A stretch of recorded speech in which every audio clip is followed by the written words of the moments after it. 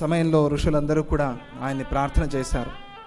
రామ, మేము ఈ రాక్షసులకి చాలా బాధపడుతున్నాం, భయపడుతున్నాం.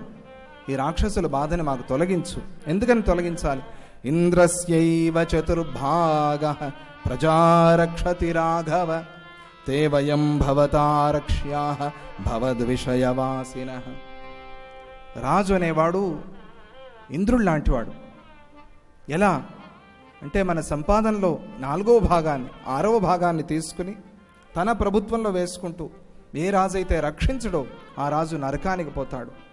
నువ్విప్పుడు మాకందరికీ రాజు, మేము అయోధ్య రాజ్యానికి కప్పాలు కడుతున్నాం, మమ్మల్ని రక్షించాల్సిన బాధ్యత నీకుంది, మేమందరం నీ వశంలో ఉన్నాం, మమ్మల్ని కాపాడు స్వామి అని ప్రార్థన చేశారు. నగరస్థో వనస్థో వా త్వన్నో రాజా జనేశ్వర. నువ్వు నగరంలో ఉన్నా అరణ్యంలో ఉన్నా నువ్వే మా రాజువి, మమ్మల్ని కాపాడు. అంటే రాముడు మేము అరణ్యంలో ఉన్నాం కదా, యుద్ధం చేయకూడదు కదా అని తప్పించుకుంటాడేమో అని మహర్షులు చాలా చమత్కారంగా అరణ్యంలో ఉన్నా నగరంలో ఉన్నా నువ్వే మా రాజువి, మమ్మల్ని కాపాడు, ఈ రాక్షస బాధని పరిహారం చేయి అని ప్రార్థన చేశారు. న్యస్తదండావయం రాజన్ జిత క్రోధాజితేంద్రియా. రాముడు అడగచ్చేమో, మీరు చాలా గొప్పవాళ్ళు కదా, చాలా తపస్సు చేశారు కదా, మీరే రాక్షస సంహారం చేయొచ్చు కదా అంటే దానికి సమాధానం చెప్తూ మహర్షులు న్యస్తదండాహ. దండం అంటే హింసకి లక్షణం. ఆ దండాన్ని మేము కింద పెట్టేశాం, ఎవరిని హింసించము అనే ప్రతిజ్ఞ తీసుకున్నాం. చాతుర్మాస్యం ఎందుకు చేస్తారు అంటే చాతుర్మాస్యంలో వర్షాలు పడతాయి కాబట్టి ఆ వర్షాలు పడటం వల్ల లోన్ నుండి చాలా క్రిములు బయటకు వస్తాయి కాబట్టి జంతువులు భూమిలో మనం తిరుగుతూ ఉంటే నడుస్తూ ఉంటే ఆ జంతువులకు ఇబ్బంది కలుగుతుంది కాబట్టి అభయం సర్వభూతేభ్యో మత్త స్వాహ స్వాహ అని ప్రతిజ్ఞ చేశాడు. కాబట్టి సన్యాసి అయ్యేవాడు ఆ సమయంలో సంచారం చేయటం వల్ల ఆ ప్రాణులకు ఇబ్బంది కలుగుతుంది కాబట్టి చాతుర్మాస్యం ఒక చోట ఉండి చేయాలి అని పూర్వకాలంలో ఇలాగే సంచారం చేసేవాడు. 8 నెలలు సంచారం చేసి ఆ వర్షాకాలంలో తిరగటం మంచిది కాదు, సముద్రాల్లో నదుల్లో ప్రయాణం చేయకూడదు కాబట్టి ఒకచోట ఉండేవాళ్ళు. గృహస్థులు కానీ బ్రహ్మచారులు కానీ సన్యాసులు కానీ వానప్రస్థులు కానీ ఎవరైనా సరే. అంటే 4 నెలలు హాయిగా సంతోషంగా ఉండండి, ఆనందంగా ఉండండి, అప్పుడు మనకు కొత్త శక్తి వస్తుంది శరీరంలో. 4 నెలలు వీలు కాదా, 2 నెలలు ఉండండి కనీసం. అందుకే 2 నెలలు చేస్తున్నారు. 4 నెలలు ఉంటే కష్టం కదా, అందుకనే 2 నెలలైనా ఉండండి. ఆ మహర్షులు అంటారు, మేము హింసను విడిచిపెట్టేశాం, ఎవరి మీద కోపగించకూడదు, ఇది మా ధర్మం, జితేంద్రియులుగా ఉండాలి అని కోరుకుంటున్నాం. రక్షితవ్యాస్త్వయా శశ్వత్ గర్భభూతాస్తపోధనా. మమ్మల్ని ఎలా కాపాడాలి, మనం భగవంతుణ్ణి ప్రార్థన చేసే విధానాన్ని మనకు నేర్పిస్తున్నారు. గర్భభూతాహ అంటే గర్భస్థ శిశువుని ఆ తల్లి ఎలా కాపాడుతుందో, ఎలా కాపాడుతుంది? లోన బిడ్డ ఎలా ఉన్నాడో తెలియదు, ఏం చేస్తున్నాడో తెలియదు, ఆ బిడ్డ ఏం చేస్తోందో తెలియదు. ఏం చేస్తున్నాడు అంటే మగపిల్లవాడే కావాలేమో అని అనుకుంటారు, అది చాలా పొరపాటు. అపత్యం అని పేరు సంతానానికి, సంస్కృతంలో అపత్యం అని పేరు. సంతానం అంటే మగ శిశువే అని ఎక్కడా చెప్పలేదు, అపత్యం అంటే సంతానము అని అర్థం. సంతానం అంటే మగ శిశువా ఆడ శిశువా ఎక్కడా చెప్పలేదు, ఇద్దరూ ఒకటే. అబ్బాయి పుడితే మహావిష్ణువు, అమ్మాయి పుడితే మహాలక్ష్మి, ఇది మన సంప్రదాయం. మహాలక్ష్మి పుట్టింది అనుకుని ఆనందించాలి. అలా లోన ఉన్న గర్భస్థ శిశువుని ఆ తల్లి ఎలాగైతే కాపాడుతుందో నువ్వు మమ్మల్ని అలా కాపాడు, అలా వేడుకోవాలంట స్వామిని. మేము గర్భస్థ శిశువులం, మేము నీ బిడ్డలం కాదు, బిడ్డలం అంటాం, మేము నీ పుత్రులం, స్వామి మమ్మల్ని కాపాడు. గర్భస్థ శిశువులం అంటే ఇంకా జన్మ కూడా తీసుకోలేదు, గర్భంలో ఉన్నాం, ఏమిటో తెలియదు మాకు. ఈ ప్రపంచాన్ని కూడా మేము కళ్ళు తెరిచి చూసిన వాళ్ళం కాదు, లోన కూడా కళ్ళు తెరిచే పరిస్థితి లేదు మాకు, మమ్మల్ని అలా నువ్వు కాపాడు. ఆ తల్లి ఆ గర్భస్థ శిశువు మీద ఎంత ప్రేమగా ఉంటుందో మమ్మల్ని అంత ప్రేమగా అంత కరుణతో నువ్వు చూడు స్వామి అని వేడుకోవటం అని ప్రార్థన చేయటం అలా నేర్పిస్తున్నారు మనకి అని అంటూ ఆహార పదార్థాలను తీసుకొచ్చి రాముడికి ఇచ్చారు. రాముడిని కీర్తన చేస్తున్నారు. రామ రామ జయ రాజా రామ, రామ రామ జయ సీతారామ, రామ రామ జయ రాజా రామ, రామ రామ జయ సీతారామ, రామ రామ జయ రాజా రామ, రామ రామ జయ సీతారామ రామ రామ జయ రాజా రామ రామ రామ జయ సీతారామ రామ రామ జయ రాజా రామ రామ రామ జయ సీతారామ రామ రామ జయ రాజా రామ రామ రామ జయ సీతారామ శుద్ధ బ్రహ్మము నీవే రామ సచిదానందుడవీవే రామ శుద్ధ బ్రహ్మము నీవే రామ సచిదానందుడవీవే రామ రామ రామ జయ రాజా రామ రామ రామ జయ సీతారామ రామ రామ జయ రాజా రామ రామ రామ జయ సీతారామ హరి రామ రామ జయ రాజా రామ రామ రామ జయ సీతారామ రామ రామ జయ రాజా రామ రామ రామ జయ సీతారామ సీతారామ సీతారామ శ్రీ రఘురామ శ్రీ రఘురామ జయ శ్రీరామ జయ శ్రీరామ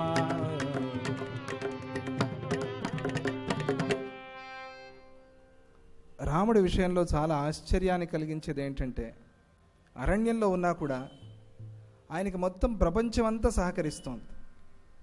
ఎటు నుంచి సహాయం వస్తుందో తెలియట్లేదు, మొత్తానికి అలా అలా అలా సహాయం వచ్చేస్తుంది.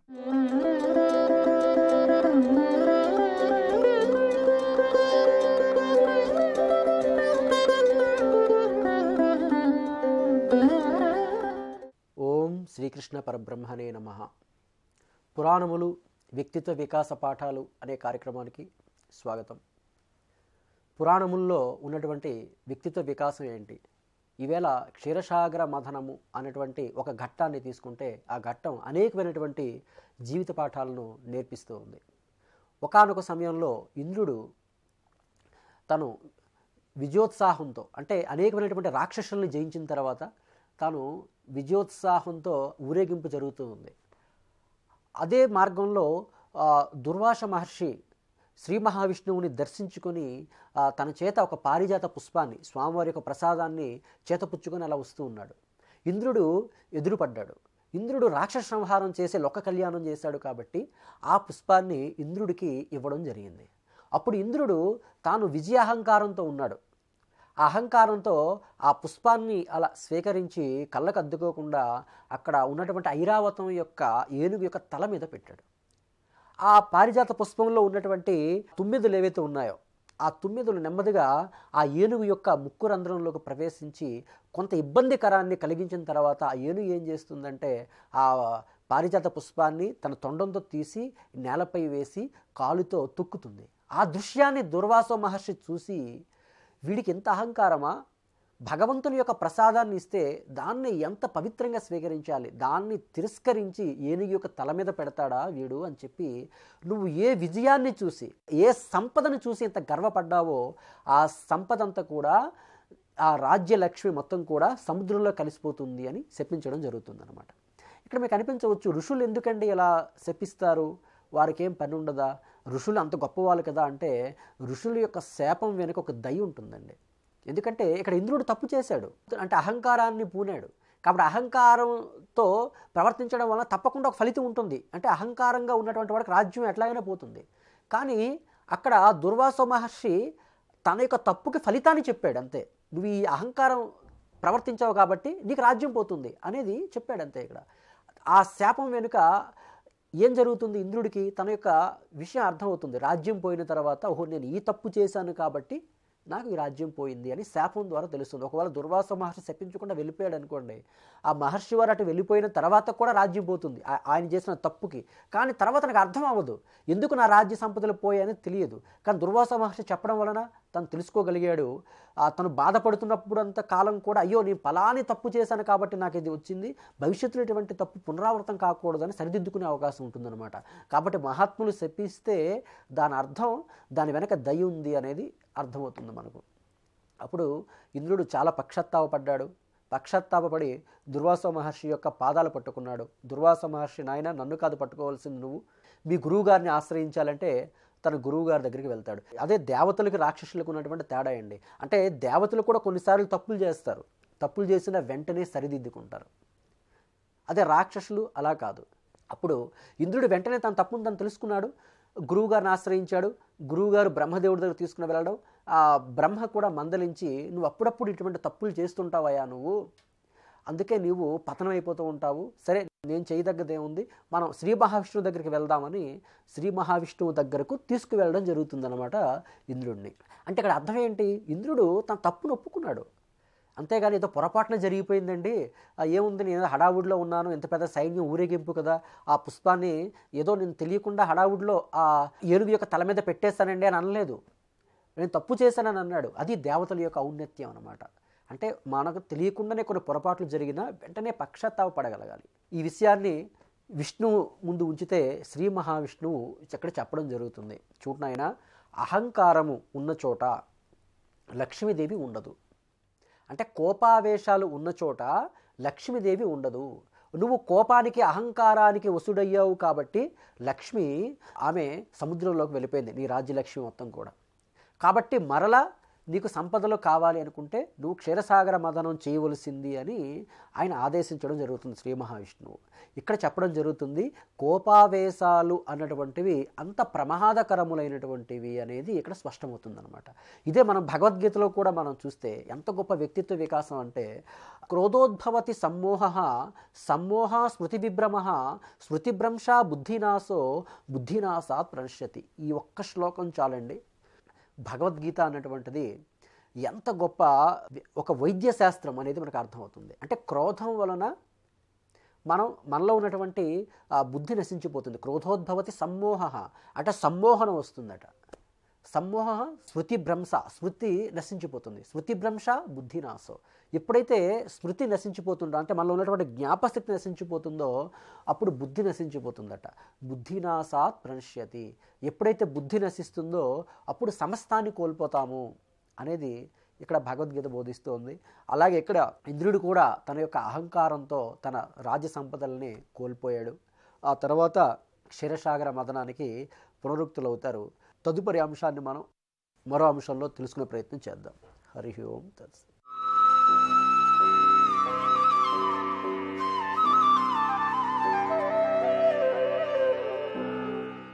శ్రీ మహాగణాధిపతయే నమః. శ్రీమాత్రే నమః. నిత్య జీవితంలో అనేక సమస్యలు ఎదురవుతున్న తరుణంలో మీరు జన్మించిన నక్షత్రాన్ని బట్టి నవగ్రహాలను ప్రసన్నం చేసుకుంటే నవగ్రహాల అనుగ్రహానికి పాత్రులై తొందరగా జీవితంలో మంచి పురోభివృద్ధి సాధించవచ్చు. 27 నక్షత్రాల్లో చిత్తా నక్షత్రంలో జన్మించిన స్త్రీ పురుషులు ఎవరైనా సరే, ఆ చిత్తా నక్షత్రానికి నవగ్రహాలలో కుజుడు అధిపతి కాబట్టి కుజుడిని ప్రసన్నం చేసుకోవటం ద్వారా, కుజుడికి సంబంధించిన ధ్యాన శ్లోకం ప్రతిరోజు చదువుకోవటం ద్వారా తొందరగా జీవితంలో మంచి అభివృద్ధిని సాధించవచ్చు. ధరణీ గర్భ సంభూతం విద్యుత్కాంతి సమప్రభం కుమారం శక్తిహస్తం తం మంగళం ప్రణమామ్యహం అంటూ కుజుడు మంగళుడికి సంబంధించిన ధ్యాన శ్లోకం ప్రతిరోజు ఈ నక్షత్రం వాళ్ళు చదువుకోవాలి. ధరణీ గర్భ సంభూతం విద్యుత్కాంతి సమప్రభం కుమారం శక్తిహస్తంచ తం మంగళం ప్రణమామ్యహం అంటూ ఎవరైతే కుజుడికి సంబంధించిన ఈ ధ్యాన శ్లోకం ప్రతిరోజు చదువుకుంటారో, అంటే చిత్తా నక్షత్రంలో జన్మించిన వాళ్ళు జీవితంలో మంచి పురోభివృద్ధి సాధిస్తారు, జీవితంలో ఉన్నత స్థాయికి చేరతారు. అలాగే కుజుడికి అధిపతులైనటువంటి లక్ష్మీ నరసింహస్వామి వారిని, సుబ్రహ్మణ్యేశ్వర స్వామి వారిని కూడా ఈ చిత్తా నక్షత్రం వాళ్ళు ఆరాధించాలి. ప్రసిద్ధ సుబ్రహ్మణ్య క్షేత్రం లేదా నరసింహస్వామి వారి క్షేత్రంలో ఒకసారి దర్శనం చేసుకొని అక్కడ పూజ చేయించుకుంటే కూడా చిత్తా నక్షత్రం వాళ్ళు తొందరగా జీవితంలో మంచి అభివృద్ధిని సాధించవచ్చు.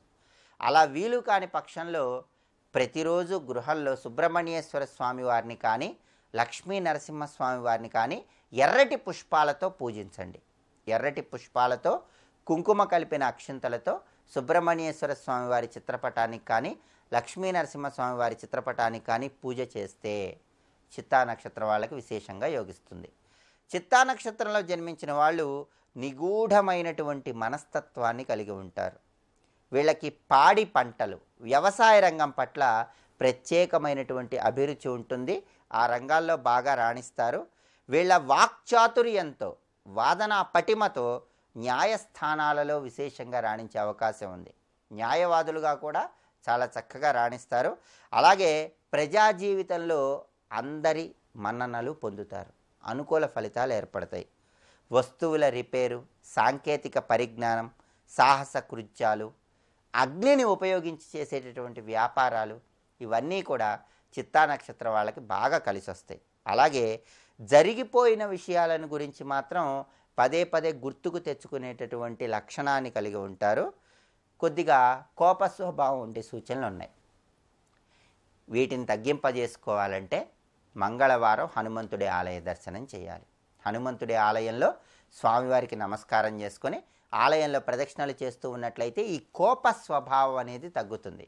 అలాగే శుక్రవారం పూట లలితా అమ్మవారిని పూజించి అమ్మవారికి పెరుగన్నం నివేదన చేసి ఓం నిష్క్రోధ క్రోధ సమన్యై నమః అనే లలితా మంత్రాన్ని వీలైనన్ని సార్లు స్మరించుకుంటే కూడా చిత్తా నక్షత్రం వాళ్ళు కోపాన్ని నియంత్రణలో ఉంచుకునే అవకాశం ఎక్కువగా ఉంది. ఈ చిత్తా నక్షత్రం వాళ్ళు జీవితంలో మంచి పురోభివృద్ధిని సాధించాలంటే, తొందరగా జీవితంలో పైకి రావాలంటే, అలాగే కుజుడి అనుగ్రహం ద్వారా మంచి శుభ ఫలితాలు కలగాలంటే కొన్ని ప్రత్యేకమైన సూచనలు పాటించాలి. ఆ సూచనలు ఏంటంటే, మీకు మంగళవారం రోజు ఎద్దు ఎక్కడ కనపడినా సరే ఆ ఎద్దుకు ఆహారం తినిపించండి. ఎద్దు, వృషభం సాక్షాత్తు పరమేశ్వరుడి వాహనం. పరమేశ్వరుడి వాహనమైనటువంటి వృషభానికి మంగళవారం మీరు ఆహారం తినిపిస్తే ఆ సదాశివుడి అనుగ్రహం ద్వారా తొందరగా మంచి పురోభివృద్ధి సాధించవచ్చు. అలాగే ఈ చిత్తా నక్షత్రం వాళ్ళు వీలైనప్పుడల్లా మంగళవారం తీపి పదార్థాలు అందరికీ పంచిపెట్టండి. అలా చేస్తే కూడా మీకున్న గ్రహదోషాలన్నీ తొలగిపోతాయి. చిత్తా నక్షత్రం వాళ్ళకి స్వాతి నక్షత్రం సంపత్తార, అంటే వాళ్ళకి సంపదలు ఇచ్చే నక్షత్రం స్వాతి నక్షత్రం. అందుకే ఏ నెలలోనైనా స్వాతి నక్షత్రం ఎప్పుడుందో చూసుకొని ఆ స్వాతి నక్షత్రం ఉన్న రోజు సుబ్రహ్మణ్యేశ్వర స్వామి వారి ఆలయంలో మెట్ల పూజ చెయ్యండి. ఇది ఈ చిత్తా నక్షత్రం వాళ్ళకి అద్భుతంగా యోగిస్తుంది. చిత్తా నక్షత్రంలో జన్మించిన స్త్రీలు, ప్రత్యేకంగా మహిళామణులు స్వాతి నక్షత్రం ఎప్పుడుందో చూసుకోండి. ఆ స్వాతి నక్షత్రం ఉన్న రోజు మీకు దగ్గరలో ఉన్న సుబ్రహ్మణ్య ఆలయానికి వెళ్ళండి. ఆలయంలో చక్కగా మెట్లకి పసుపు రాసి కుంకుమ బొట్లు పెట్టి మెట్ల పూజ చెయ్యండి. సుబ్రహ్మణ్య ఆలయంలో మెట్ల పూజ చేస్తే చిత్తా నక్షత్రంలో జన్మించిన వాళ్ళు మంగళవారం పూట కానీ లేదా స్వాతి నక్షత్రం ఉన్న రోజు కానీ తిరుగులేని విధంగా జీవితంలో విజయాలు సాధిస్తారు. అలాగే ఈ చిత్తా నక్షత్రంలో జన్మించిన వాళ్ళు కార్యనిమిత్తమై ముఖ్యమైన వ్యవహారం కోసం ప్రయాణం చేస్తున్నప్పుడు హనుమంతుడి చిత్రపటం దగ్గర ఉంచుకోండి. లేదా మీరు ప్రయాణించే వాహనం మీద హనుమంతుడి చిత్రపటం ఉండేలాగా చూసుకోండి. ప్రయాణించే వాహనం మీద హనుమంతుడి చిత్రపటం ఉన్నా, మీ దగ్గర హనుమంతుడి చిత్రపటం ఉంచుకొని కార్యనిమిత్తమై బయటికి వెళ్ళినా ప్రయాణాల పరంగా చిత్తా నక్షత్రం వాళ్ళకి విశేషమైన శుభ ఫలితాలు కలుగుతాయి. దిగ్విజయంగా కార్యక్రమాలన్నీ పూర్తి చేసుకోవచ్చు. అలాగే చిత్తా నక్షత్రంలో జన్మించిన వాళ్ళు ఎప్పుడైనా సరే ఒక మంగళవారం రోజు మీ గృహంలో దక్షిణ దిక్కులో నువ్వుల నూనె పోసి 3 ఒత్తులు వేసి దీపాన్ని వెలిగించండి. అలా చేస్తే అది కుజుడికి ప్రియమైన దిక్కు కాబట్టి తొందరగా మంచి అనుకూలత ఏర్పడుతుంది. అలాగే మీకు గ్రహదోషాలన్నీ తొలగింపజేసుకోవాలంటే మీకు ఎప్పుడైనా కాకులు కనిపిస్తే కాకులకి ఆహారం వేయండి. కాకులకు ఆహారం వేయటం ద్వారా కూడా శనీశ్వరుడి వాహనం కాకి కాబట్టి శని దోషాలన్నీ తొలగింపజేసుకోవచ్చు. అలాగే నవగ్రహ దోషాలన్నీ తొలగింపజేసుకోవటానికి కూడా వీలైనప్పుడు కాకులకి ఆహారం వేస్తూ ఉండండి. ఇలా చేస్తే చిత్తా నక్షత్రం వాళ్ళకి బాగా యోగిస్తుంది. అలాగే ఉపవాసం ఉండాలనుకుంటే శనివారం ఉపవాసం ఉండండి. శనివారం ఉపవాసం ఉండి మీరు ఇష్టదేవత నామస్మరణ చేసుకుంటే కూడా జీవితంలో తొందరగా మంచి పురోభివృద్ధిని సాధించవచ్చు. ఈ ప్రత్యేకమైన విధి విధానాలన్నీ పాటించడం ద్వారా నక్షత్రానికి అధిపతి అయినటువంటి కుజుడిని ప్రసన్నం చేసుకోవటం ద్వారా సుబ్రహ్మణ్యేశ్వర స్వామి వారి ఆలయంలో మెట్ల పూజ చేయటం ద్వారా నరసింహస్వామి వారిని స్మరించుకోవటం ద్వారా అన్ని రకాలైన సమస్యలు తొలగింపజేసుకొని విశేషమైన శుభ ఫలితాలను సిద్ధింపజేసుకోండి. సర్వే జనాః సుఖినో భవంతు. స్వస్తి.